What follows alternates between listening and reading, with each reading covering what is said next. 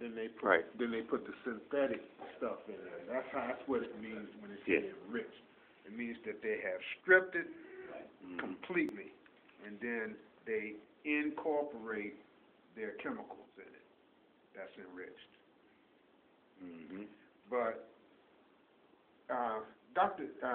John Henry Clark said something, and this brought that to mind. He said, "You cannot understand truly African history or your own history until you understand theirs.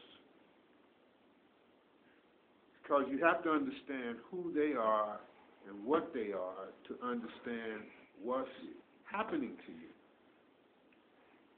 And if you don't, then you really don't know what's going on.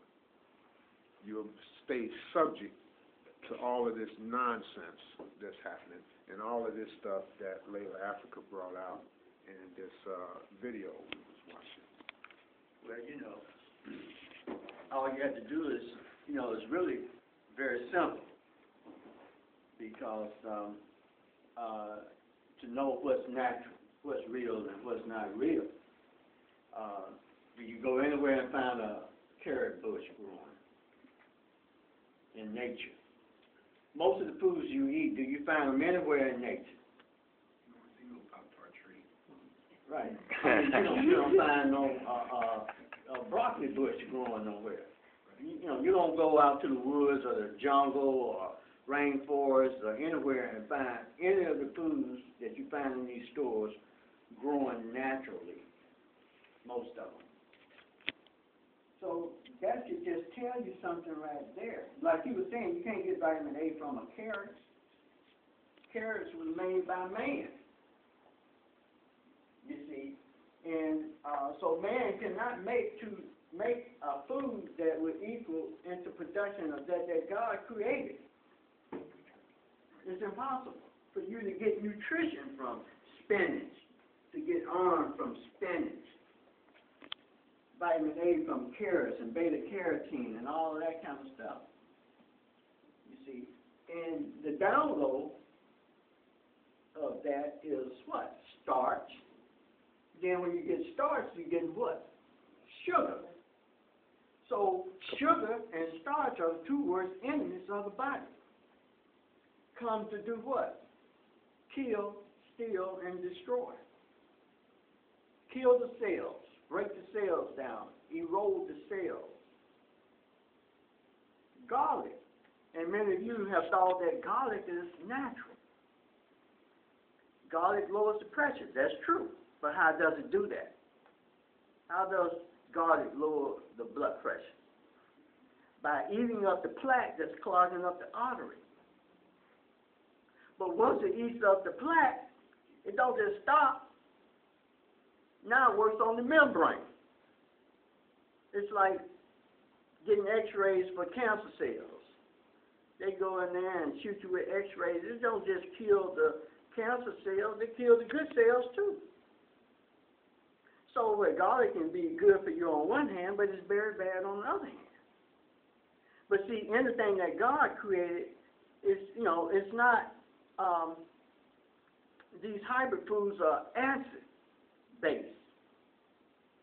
But God didn't create acid foods. Everything God created was what? Good and very good, right? Ain't that what they say? Mm-hmm. So that means that the foods that God created are alkaline. It comes to what? Support life. To nourish life with oxygen, chlorophyll. Acid foods comes to destroy, comes to kill the cell, destroy the cell, eat the cell up, erode the cell. So we eating all this acid stuff. All them cornflakes and chips and all that stuff is nothing but starch, which starch is not a food. So he has us thinking that starch is a food. Starch is a chemical. So where do we find a book on the natural foods? because, like you said, spinach, I thought the spinach was natural, but apparently it's not. Garlic, I would have thought, but like you said, garlic is not. The turnip spinach. Where do we find this book that gives us natural foods? The other question would be, where do we find the natural food? Well, I want a book to, tell me, because a lot of these things, I think, when I think of garlic, until he mentioned it, I would have thought it was natural. Spinach, I would have thought was natural. So I need something to help me because this has been lost to me, my parents didn't explain to me that these were not natural.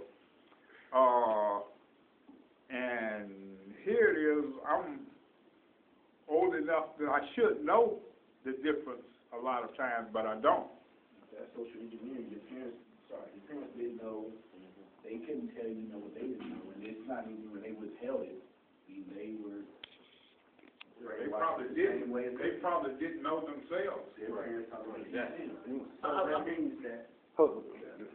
I'm just gonna mention what he's talking about, which I think I've been giving him some notes, solution.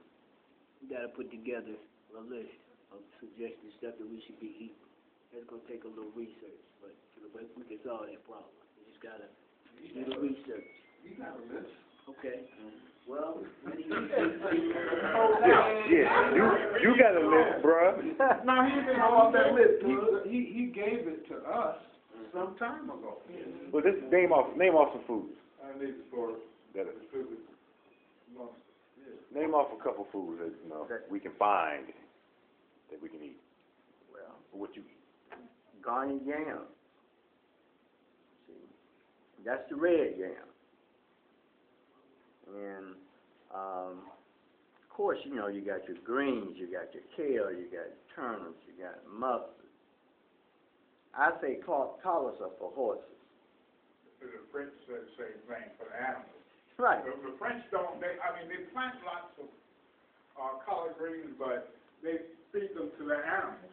So I was going to France and I asked a friend of mine, I said, what about these collard greens? He said, oh, those are for the animals. Right. Okay. You're welcome if you want.